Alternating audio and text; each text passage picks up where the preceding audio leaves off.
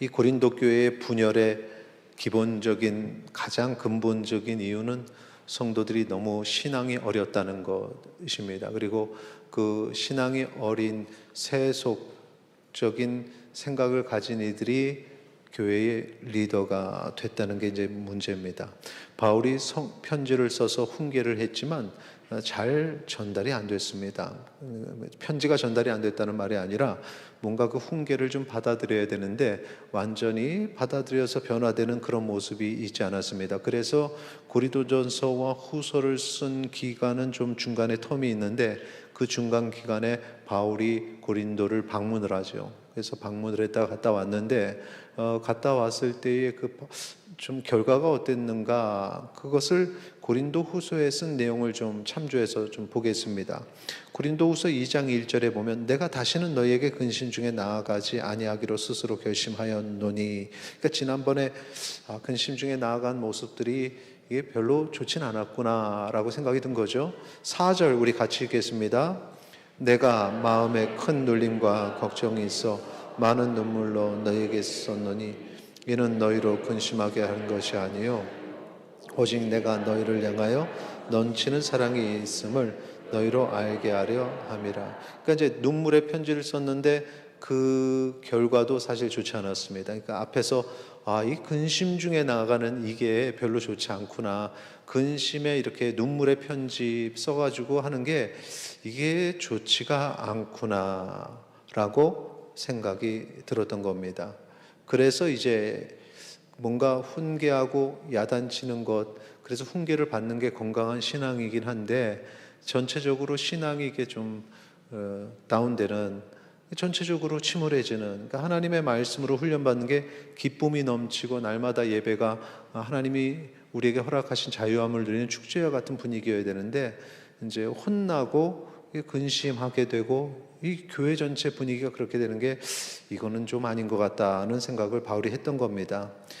참 이 문제가 교회 안에서 교회의 그룹이 지어지고 그 그룹 지어진 게 이 목회자하고 연결된 부분이기 때문에 참으로 안타까운 마음이 이 개척자인 바울에게 있었습니다.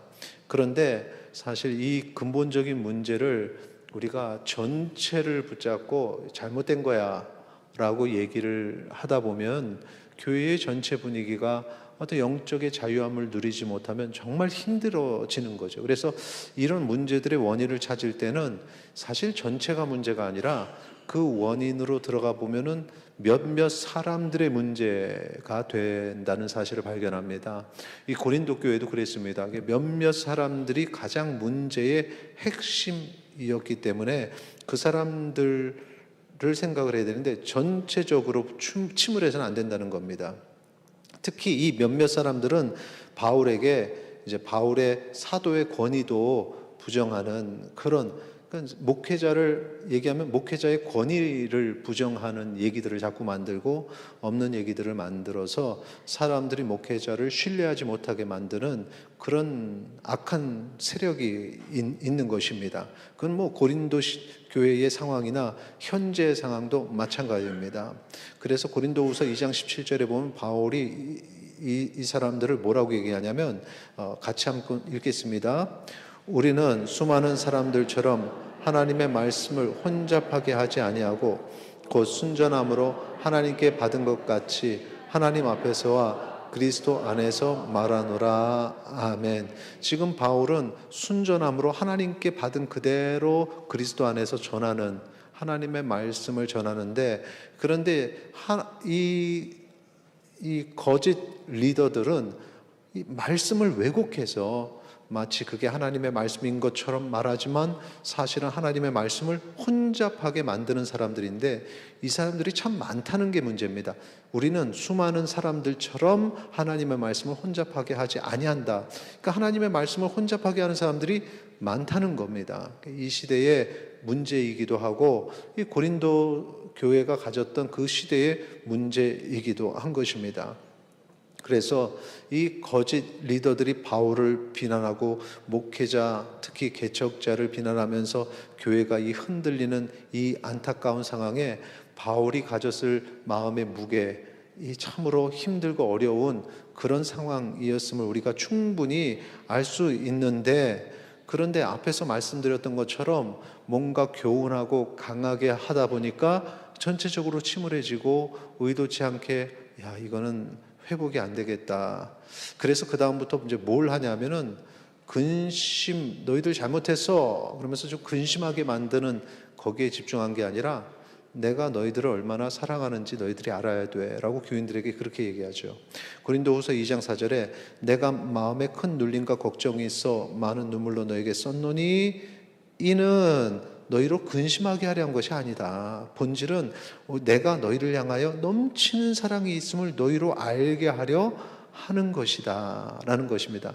여기서 신앙이 좋은 사람과 신앙이 어린 사람들이 이제 구분이 되어지는데, 그렇게 해서 야단치고 이제 교훈하면 신앙이 어린 사람은 어떻게 목사님 우리한테 그럴 수 있어, 그리고 이제 뭐 삐졌어, 나 교회 안 나가, 이렇게 이제 고린도 교회 얘기입니다. 고린도 교회 그런 사람들이 자기 얘기로 듣지 마세요. 지금 고린도 교회 얘기입니다. 그런 사람들이 고린도 교회에 이제 있는 반면에 거기서 어떤 사람은 맞아, 이거는 우리가 이런 모습이 아니지. 이런 거를 이렇게 바울이 우리에게 가르쳐 주는 것은 참 감사한 일이자. 우리가 이걸 받아야 된다라고 신앙이 성숙한 사람, 이렇게 둘로 구분이 되어지는 겁니다. 그래서 그 사랑을 느끼는 겁니다. 야, 목사님이 정말 우리를 사랑하시는가 보다. 이런 거를 이렇게 가르쳐 주시는 거 보니까 사랑하시는가 보다. 이 고린도 교회에 그런 성도들이 있었던 겁니다. 그 다음에 5절 보면은 근심 얘기, 사실은 이 근심이 나의 근심이 아니라 교회의 근심, 여기에 초점이 맞춰지는 겁니다. 같이 읽겠습니다. 5절. 근심하게 한 자가 있었을지라도 나를 근심하게 한 것이 아니요 어느 정도 너희 모두를 근심하게 한 것이니, 어느 정도라 함은 내가 너무 지나치게 말하지 아니하려 함이라. 아멘. 그러니까 너희 모두를 이라는 건 이제 교회를 근심하게 했다라는 겁니다. 그러니까 교회의 기쁨, 교회의 아픔, 이거는 교회라는 공동체의 것입니다. 그러니까 목사님 한 사람의 그런 개념이 아닌 거죠. 뭐 교회가 개인 목회자의 소유도 아니고, 그리고 또 아픔도 목회자가 홀로 지고 가는 것도 아니고, 교회 공동체의 이 아픔이고 기쁨이라는 것입니다. 지금 바울은 그 얘기를 하는 겁니다. 자신보다 분열된 교회의 아픔을 생각하는 것입니다. 그 부분을 바울이 보고 있는 것입니다. 그리고 여기서 더해서 바울이 어디까지 또 걱정해 주냐면 자기를 힘들게 했던 사람들까지. 그러니까 뭔가 교회의 상황에 대해서 되게 고통스러워하는 이들은 당연히 마음이 쓰이고 힘들어하네, 좀 회복이 돼야 되겠다는 마음이 자연스럽게 나오지만 그 중에서 이제 목회자를 힘들게 했던 몇몇 그 소수의 사람들은 사실은 걱정할 수가 없죠. 저 못된 사람들 막 이렇게 생각이 들 텐데, 그런데 바울은 그 사람들까지도 걱정을 하는 겁니다. 고린도후서 2장 7절 같이 읽겠습니다. 그런즉 너희는 차라리 그를 용서하고 위로할 것이니 그가 너무 많은 근심에 잠길까 두려워하노라. 지금 바로 여기에 그가, 여기 지금 이제 원어 단수로 쓰였지만 한 사람을 얘기하는 게 아니라 이 부정적인 입장에 있는 그 그룹을 얘기하는 겁니다. 근데 그 사람들이 참 더 근심에 빠지면 이것도 아닌 것 같으니 그들을 용서하고 위로해서 그렇게 회복되게 하자라는 것입니다. 근데 그 부정적인 상황을 만드는 그룹들 중에서도 둘로 나눌 수가 있습니다. 뭐냐면 거짓 리더들이 자꾸 이렇게 거짓 말을 하고 혼란케 해서 그것을 순진하게 믿고, 그리고 이제 목회자에 대해서 비난을 하는 그 그룹이 있고, 조금 전에 말씀드렸던 처음부터 악한 마음을 가지고 그렇게 대항했던 거짓 리더들이 있다는 겁니다. 사실은 조금 더 마음을 넓게 써서 바울이 생각할 때 그래, 저 사람들은 나를 비난하지만 거짓 리더들 몇 명이 그렇게 미혹시켜서 그 거짓말을 해서 나를 비난하는 거니 그들의 마음이 좀 풀리고 오해가 풀리면 되지 않겠어라는 생각을 할 수밖에 없죠. 그거는 뭐 우리도 다 할 수 있을 겁니다. 그런데 이 말씀을 묵상하고 묵상하면 할수록 이게 단지 그 사람들만의 대상으로 그들을 용서하자라는 게 아니라 이 몇몇 안 되는 거짓 리더들까지 그들까지도 용서하자라는 게 바울의 주장입니다. 이게 사실 개인적으로는 바울의 이 주장에는 100% 찬성을 할 수가 없습니다. 그래서 왜냐하면은 그 몇몇은 아무리 해도 변화되지 않기 때문에 결국에는 그냥 나가는 게, 교회에서 나가는 게 평안할 텐데, 용서를 하면 또 그 순간에 받아들여서 조용히 교회 안에 있다가 또 나중에 분명히 거짓 리더의 역할을 또 할 텐데, 이제 이런 생각이 많이 드는데, 그런데 지금 바울은 어쨌든 그 사람들까지도 용서해야 된다라는 얘기를 하는 겁니다. 그러니까 왜 그렇게 생각하는가? 바울이 왜 이렇게 그냥 모두 다 용서하고 야, 다 포용해야 돼? 왜 이렇게 얘기하는가를 우리가 고린도후서 2장 10절 11절에서 알 수 있습니다. 같이 읽겠습니다. 너희가 무슨 일에든지 누구를 용서하면 나도 그리하고 내가 만일 용서한 일이 있으면 용서한 그것은 너희를 위하여 그리스도 앞에서 한 것이니 이는 우리로 사단에게 속지 않게 하려 함이라. 우리는 그 계책을 알지 못하는 바가 아니로라. 아멘. 이게 무슨 얘기냐면 그들을 용서하는 것은 그들을 위한 게 아니라, 그러니까 뭐 사단의 앞잡이라고 얘기할 수도 있고 거짓 선지자 아니면 거짓 교사, 거짓 리더, 그 사람을 위해서 그 사람을 용서하자는 게 아니고 교회를 위해서 그 사람을 용서하는 것이다. 그게 왜 교회를 위한 거냐? 이게 그 사람들이 잘못된 거야 이렇게 하다가 보면 어느 순간에 뭐 목회자를 향한 오해로 목회자가 공격을 받는 그런 상황도 안타까운 상황이지만, 정말 순수하고 하나님 앞에 그 영혼이 자유함과 평안을 누려야 될 이 성도 교회 공동체가 누군가를 계속 비난하고 미워하고 그 사람이 교회에 와 있으면 막 그냥 불편해하고 힘들어하는, 그러면서 그 틈을 사탄이 탁 들어가는 거죠. 그 예배가 참된 자유와 평화와 안식을 누리는 예배가 아니라 그냥 불편한 겁니다. 아, 저 사람이 옆에서 예배를 드리네. 아, 불편해. 막 이게 사탄이 탁 들어가서 예배에 집중하지 못하게 만드는 거죠. 그래서 이 공동체를 위해서 그런 것들을 그냥 용서하고 이해하고 끊어내는, 그 사람은 안 바뀌지만 우리 얘기하는 게 아닙니다. 지금 고린도 교회를 얘기하는 겁니다. 고린도 교회 그 몇몇 사람이 안 바뀌겠지만 그래도 우리 안에 용서하는 마음과 평안의 마음이 있어야 예배가 평안해질 수 있다. 이게 바로 바울이 생각하는 겁니다. 사탄에게 속지 않게 하려 함이라. 사탄이 틈타지 못하는 교회, 사탄이 틈타지 못하는 예배가 되기를 소망합니다.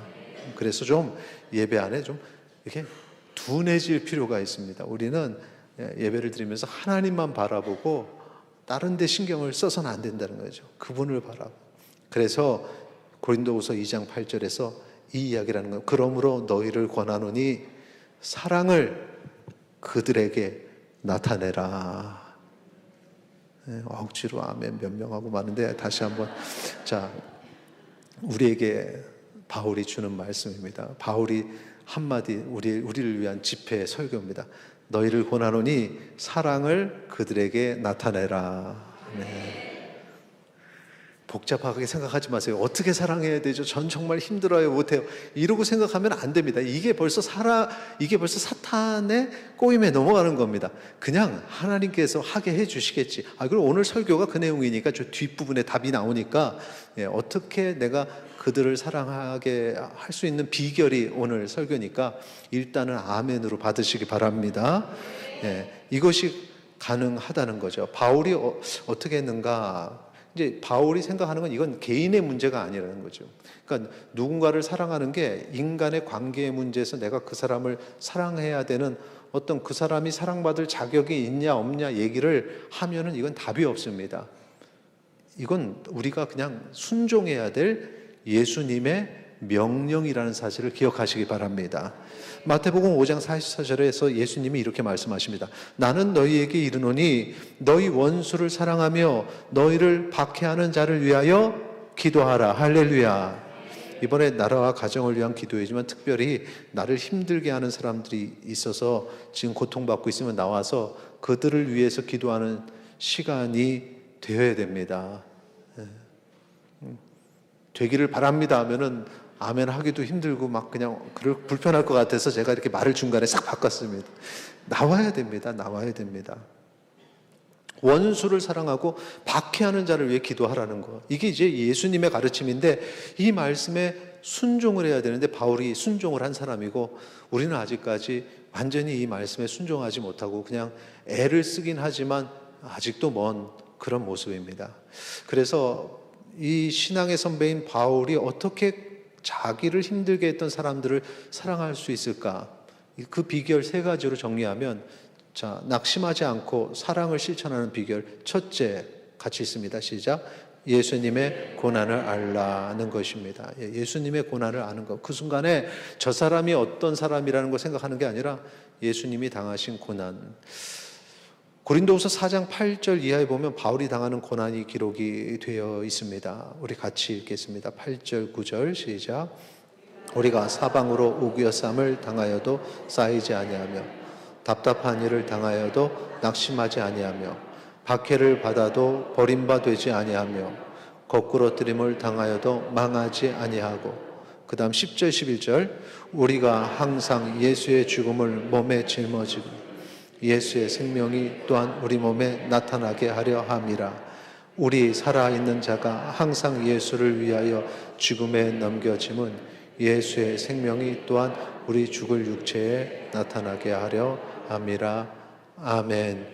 8절 9절에 우리가 당하는 그 고난과 바울이 당하는 고난 같습니다. 그런 고난들이 쭉 기록이 되었는데 그걸 지금 그 내용을 뭐 하나하나 분석하기에는 시간이 없으니까 제가 정리해서 말씀드리면 걱정이 되어서 잠 못 자게 만드는 일들이 생기고 또 빠져나갈 길이 없는 그런 상황이 된 것 그리고 쫓기다가 어느 순간에 추락하게 되는 것 결국은 추락하게 되는 것 그러니까 거꾸러뜨림을 당했다 추락하는 거죠. 그리고 답답한 일을 당하는 일 사방에 우겨쌈을 당한 게 이제 어디 출구가 없는 그런 문제들. 이게 너무너무 답답한 상황인데 그럼에도 불구하고 거기에 흔들리지 않는다는 겁니다. 바울이 그렇다는 거죠. 그러니까 우리도 그렇게 되면 되는데 그럼 어떻게 해야 그렇게 되느냐? 10절, 11절에 보면 예수의 죽음을 몸에 짊어진다. 이겁니다. 예수 그리스도의 죽음, 십자가. 예수님의 고난 그겁니다.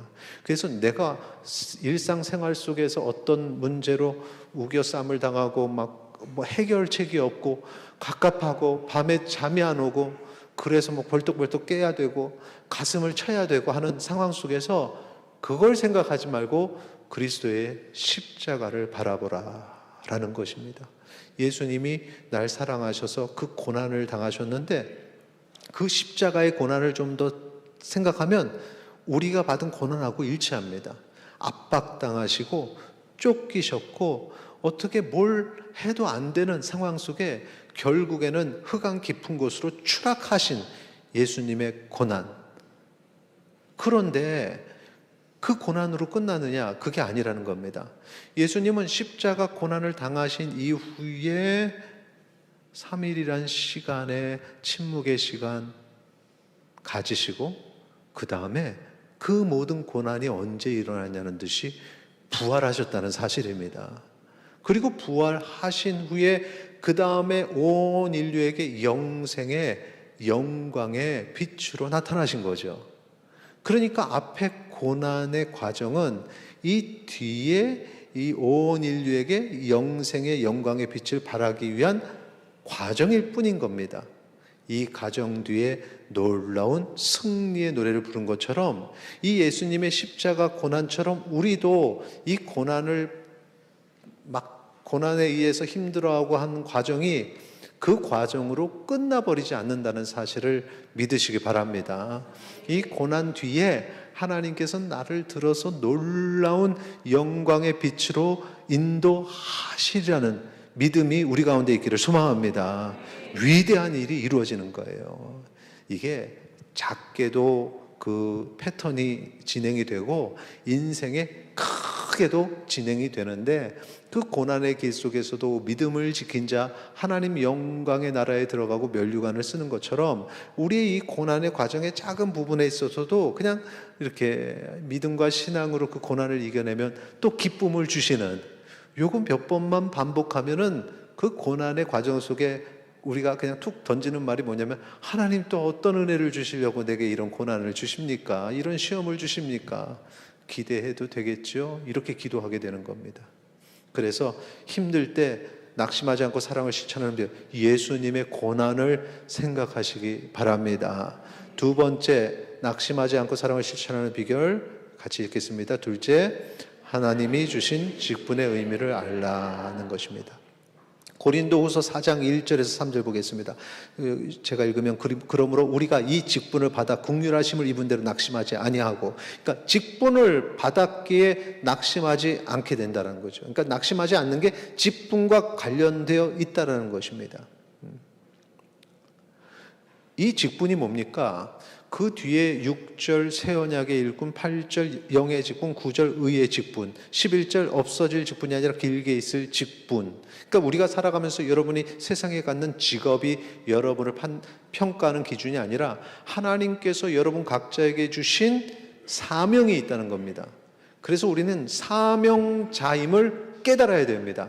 그렇지 않으면 그냥 세상 속에서의 나의 위치 가지고 절망하고 소망이 없다고 그렇게 쓰러져 가는데, 그게 중요한 게 아니라 하나님이 나에게 주신 사명, 그 직분이 내게 있음을 기억하시기 바랍니다. 그런데 고린도후서 3장 6절에 보시면, 그가 또한 우리를 새 언약의 일꾼 되기에 만족하게 하셨으니 했습니다. 근데 새 언약의 일꾼이 하는 일이 있습니다. 제일 마지막에 영은 살리는 것이니라 이렇게 얘기했거든요. 그러니까 살리는 일, 그러니까 죽어가는 영혼을 살리는 일, 복음을 선포하는 일, 그들을 이끌어가는 일, 그런 사명을 우리에게 주셨습니다. 그런데 죽어가는 영혼을 우리가 사명감을 이게 더 풍성케 하기 위해서 어떤 마음을 가지냐면, 저기 죽어가는 영혼을 바라보세요. 얼마나 불쌍합니까? 뭐 이렇게 얘기하고, 그래서 그들에게 복음을 전하고, 그래서 뜨거운 마음을 가지고 가서 복음을 전하면 어떻습니까? 냉소가 돌아오죠. 당신이나 믿어. 자꾸 왜 기독교인들은 그걸 강요하는 거야? 이런 냉소가 돌아오는 겁니다. 그러니까 우리가 생각한 건 상황이 틀린 겁니다. 그런데 영혼이 죽어간다는 것은 무슨 의미냐 하면, 하나님 앞에서 나와의 관계가 아니라 하나님 앞에서의 관계에서 영혼이 죽어가는 건데, 하나님 앞에 죄를 지은 자입니다. 우리 모두 마찬가지죠. 그리고 하나님을 믿기를 거부하는 거죠. 하나님을 심지어 비난하고 불평하는 사람들입니다. 죽어가는 영혼이라는 것은 그런 개념입니다. 그러니 거기에 복음을 들고 간다고 해서 갑자기 그 복음을 받아들이고 환영하고 감사하다고 하지 않는 겁니다. 수없이 많은 노력과 시간 끝에 영혼이 돌아오게 되는 거지, 첫마디에 돌아오는 것이 아니라는 겁니다. 그러니까 하나님이 주신 직분을 가지고 살아가면서 복음을 전한다 할 때는 환난과 핍박이 오는 게 너무나 당연하다는 것을 우리에게 알려주는 것입니다. 그런데 그걸 잊고 살 수는 없습니다. 특히 우리의 자녀들이, 우리의 사랑하는 가족이 주를 알지 못하는데, 이거 주님을 믿고 구원받는 게 취미 생활인 것처럼, 각자 취미가 다른 것처럼 각자 종교도 다를 수 있죠. 아니, 구원받고 구원받지 못하는 문제가 어떻게 취미와 같을 수가 있겠습니까? 그런데 문제는 교회 가자고 할 때 같이 가자고 하지 않는다는 거죠. 힘들고 어려운 그 과정을 겪고 나서 우리가 지속적으로 그들에게 원수를 사랑하듯이, 그렇게 힘들고 어려운 순간에 그들을 위해 기도하듯이 그들을 붙잡고 복음을 전하려는 여러 노력의 과정 끝에 그들이 주님께로 나오는 겁니다. 그러니 고난은 당연하다. 우리의 직분은 그런 것입니다. 그러니까 뭔가 표어로 1090, 10대부터 90대까지 모든 우리 주의 자녀들은 다 주의 일꾼입니다. 사명자입니다. 이럴 땐 되게 멋있을 것 같은데 그 사명을 감당하는 현장에 가서는 고난과 고통의 길을 가야 되는데 이 부분을 생각하지 않고 갔다간 무너지는 것이고, 바울은 그걸 알았기 때문에 낙심하지 않고 사랑을 실천할 수 있었던 겁니다. 이런 위대한 사명자 되기를 소망합니다. 그러니까 우리가 교회 와서 그런 부분에 있어서 그냥 힘들고 어렵고 지친 가운데 왔으니까 이게 의무로서 교회에 와서 앉아있고 그냥 돌아가고 하는 시간이 아니라 하나님을 만나서 회복이 되고, 그래서 다시 고난 속으로 갈 때 담대하게 가는, 그런 기쁨으로 가는 그런 은혜가 우리 가운데 있기를 소망합니다. 마지막으로 세 번째, 낙심하지 않고 사랑을 실천하는 비결은 같이 있습니다. 사명자에게 주시는 하나님의 축복을 알라는 것입니다. 예수님의 십자가 고난도 생각하고 그 과정이 힘든 것도 아는데 그렇게 끝나면 이거 우리가 버틸 수가 없습니다. 고린도 교회 얘기인데 왜 우리 얘기가 됐으면 어느 순간서부터 바울이 그걸 이길 수 있었던 것은 이 마지막에는 하나님의 축복이 있다, 이걸 알고 있었던 겁니다. 그래서 이렇게 말합니다. 고린도후서 4장 16절에서 18절 같이 읽겠습니다. 그러므로 우리가 낙심하지 아니하노니 우리의 겉사람은 낡아지나 우리의 속사람은 날로 새로워지도다. 우리가 잠시 받은 환난에 경한 것이 지극히 크고 영원한 영광에 중한 것을 우리에게 이르게 함이니 우리가 주목하는 것은 보이는 것이 아니요 보이지 않는 것이니 보이는 것은 잠깐이요 보이지 않는 것은 영원함이라. 아멘. 여기 겉사람의 낡아지는 것, 또 잠시 받는 환난, 보이는 것, 이거 세상 사람들이 그냥 주목하는 겁니다. 거기에 따라서 사람들의 이렇게 수준도 평가하고 뭐 그 삶이 행복하냐 행복하지 않냐 말하지만 이거 다 없어지는 것들입니다. 하나님이 주시는 복이 아닙니다. 하나님이 주시는 복은 뭐냐? 속사람이 날마다 새로워지는 것, 우리에게 이루어지는 그 크고 영원한 영광, 그리고 보이지 않지만 영원한 바로 그것. 이제 이건 당장의 눈에 보이지 않지만 그러나 영원한 삶을 살면서 누리는 것들인데, 이거를 볼 수 있게 되면 그러면 이 인생이 지나는 인생 나그네의 길 100년의 시간이 뭐가 그렇게 기냐, 순식간에 지나가고 그 뒤에 영원한 삶을 보면 기쁨이 넘치게 되는 겁니다. 이 땅에서의 고난이 있어도 그거 아무것도 아닌 것입니다. 마치 한순간에 그냥 짧게 아픈 거 참으면 그 다음엔 더 행복한 삶이 영원한데 이게 중요하지 않은 겁니다. 그래서 여기서 우리가 하나님께서 우리에게 주실 축복을 볼 수 있는 눈이 있기를, 우리의 여러분 가운데 그 놀라운 눈이 있기를 축원합니다. 로마서 8장 18절 같이 읽겠습니다. 생각하건대 현재의 고난은 장차 우리에게 나타날 영광과 비교할 수 없도다. 아멘. 좀 반주 준비해 주시고요. 이거를 한번 좀 외웠으면 좋겠습니다. 생각하건대 빼고 현재의 고난은 나타날 영광과 비교할 수 없다. 이렇게 줄여서 시작. 현재의 고난은 나타날 영광과 비교할 수 없다. 이걸 기억하고 지금 현재 이 고난 이거 아무것도 아닙니다. 나중에 우리에게 임할 그 영광은 비교할 수 없을 만큼 어마어마한 놀라운 축복이 우리에게 있음을 기억하시기 바랍니다. 자, 말씀을 좀 정리하겠습니다. 사탄의 이 계략은 분열을 통해서 미움이 퍼지는 거고, 그 미움이 또 퍼지면 또다시 분열하게 만드는, 갈라지게 만드는 게 이게 사탄의 전략입니다. 그런데 교회의 사명자는 그 사탄의 전략에 넘어가면 안 되죠. 그냥 사랑을 실천해서 하나가 돼야 됩니다.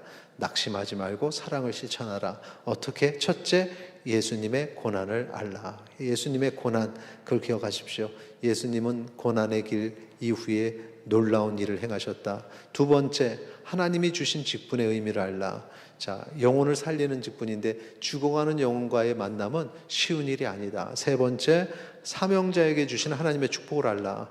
나도 이 십자가의 길, 고난의 길 가면 이후에 놀라운 복을 주실 것이다. 기억하고 살아가시기 바랍니다.